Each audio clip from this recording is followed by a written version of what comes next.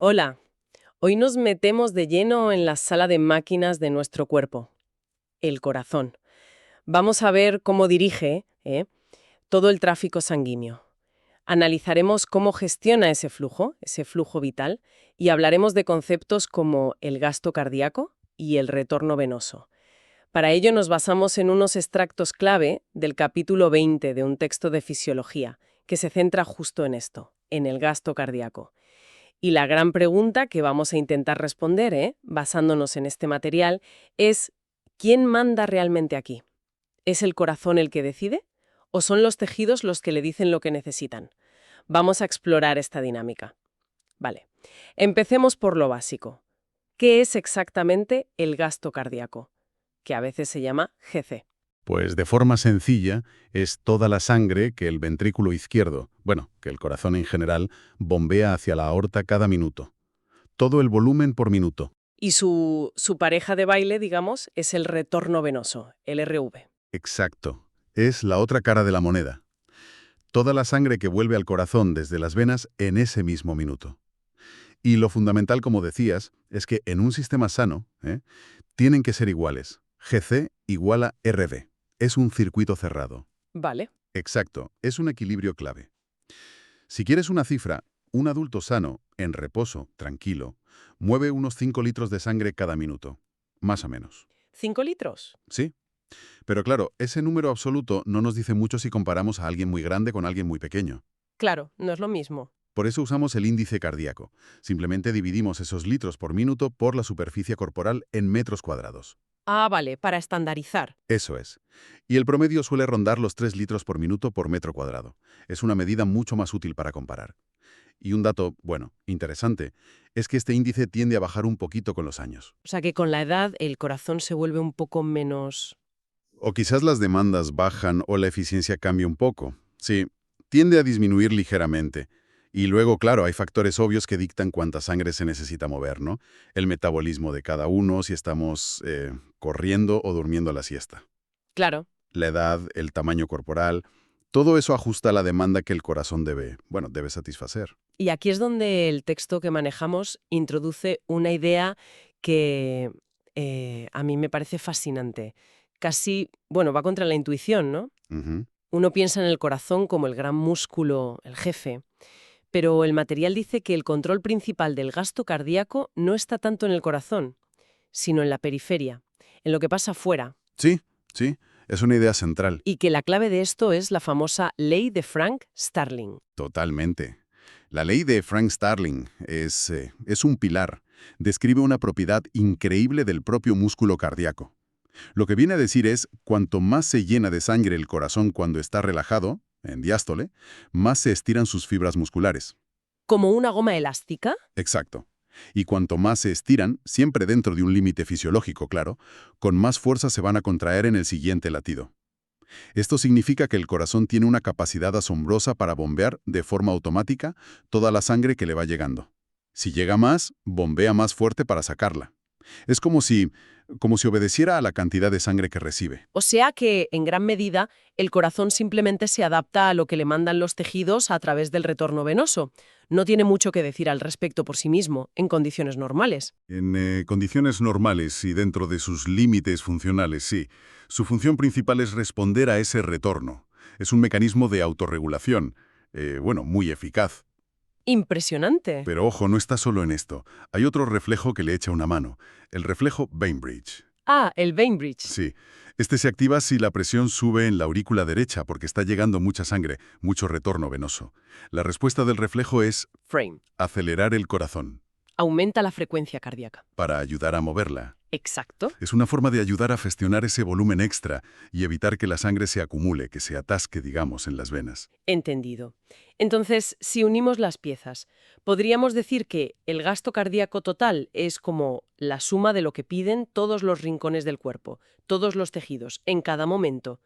Si los músculos piden más, y el corazón responde. Y esa es una forma excelente de verlo, sí. La regulación global del gasto cardíaco es, en esencia, el resultado de sumar todas las regulaciones locales del flujo sanguíneo. Si muchos tejidos necesitan más sangre, lo que hacen es dilatar sus propios vasos. abren sus grifos locales, por así decirlo. El retorno venoso total al corazón aumenta, Claro. y el corazón, gracias a Frank Starling y, bueno, también ayudado por Bainbridge, responde aumentando el bombeo para igualar ese retorno. Se confirma esa idea. La periferia parece llevar la iniciativa. Y esto conecta con otro concepto importante, la resistencia periférica total, la RPT, que es como la dificultad global que la sangre encuentra para circular por todos los vasos del cuerpo. La resistencia total del circuito. Eso es. Y hay una relación inversa, sobre todo a largo plazo. Si la RPT baja, o sea, los vasos se relajan en general, el gasto cardíaco tiende a subir para mantener el flujo. Y si la RPT sube, el gasto cardíaco tiende a bajar. El material del capítulo usa unas gráficas, unas curvas, para mostrar esta dinámica. Me pareció muy visual. ¿Cómo nos ayudan a entenderlo mejor? Sí, son herramientas muy útiles para visualizar cómo interactúan el corazón y la circulación. Hay dos curvas clave. La primera es la curva de gasto cardíaco. Esta curva muestra cuánto puede bombear el corazón, eso iría en el eje vertical, en litros por minuto, según la presión que haya en la aurícula derecha, que es la presión que lo llena. Y eso va en el eje horizontal, en milímetros de mercurio. Vale. Un corazón normal, sano, tiene un límite. Llega un punto en que, por más que suba la presión en la aurícula, ya no puede bombear mucho más. Alcanza una especie de meseta, un techo. Y ese techo suele estar sobre los 13 litros por minuto. Bastante más que los 5 en reposo. Sí, tiene un buen margen, pero tiene un tope. Ahora bien, hay situaciones en las que el corazón se vuelve lo que llamamos hipereficaz. Es decir, un corazón que bombea mucho más de lo normal. ¿Como en los atletas? Exacto. Puede ser por una descarga de adrenalina, por ejemplo, por estimulación del sistema nervioso simpático, o porque el músculo ha crecido, se ha hipertrofiado y fortalecido, como pasa en los atletas de resistencia. Estos corazones pueden llegar a bombear hasta 30 o incluso 40 litros por minuto. Su curva, en esa gráfica, estaría mucho más arriba. Una barbaridad. Sí. La segunda curva importante es la curva de retorno venoso. Esta muestra cuánta sangre vuelve al corazón, también en el eje vertical, litros por minuto, dependiendo igualmente de esa presión en la aurícula derecha, en el eje horizontal. Ajá. Hay tres factores principales que determinan esta curva. Primero, la propia presión en la aurícula derecha. Si esta presión sube mucho, actúa como un freno para la sangre que intenta llegar, así que el retorno venoso baja. Segundo, el nivel de llenado de todo el sistema circulatorio. Usamos un concepto un poco abstracto llamado presión media del llenado sistémico, o PELS. PELS. Sí. Imagina que es la presión que habría en todo el sistema, venas y arterias, si el corazón se parara un instante y la presión se igualara. Suele estar sobre unos 7 milímetros de mercurio. Piensa en ello como cuánta agua hay en las tuberías en general. A más PLS, más empuje hay para que la sangre vuelva al corazón, mayor retorno. Y el tercer factor es la resistencia que encuentra la sangre para volver al corazón, que ocurre sobre todo en las venas. A más resistencia en las venas, pues menos retorno venoso. Vale, recapitulo. Una curva dice lo que el corazón puede bombear según se llena, según la presión auricular. Y la otra dice cuánta sangre le llega realmente, también según esa misma presión. El punto donde se cruzan esas dos curvas es la clave de todo. Exactamente. Ese punto de intersección es el punto de equilibrio del sistema cardiovascular en un momento dado.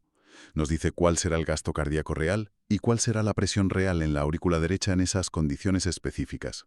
Es el único punto donde la capacidad de bombeo del corazón coincide perfectamente con la cantidad de sangre que le está llegando. O sea, la realidad del sistema en ese instante. Eso es.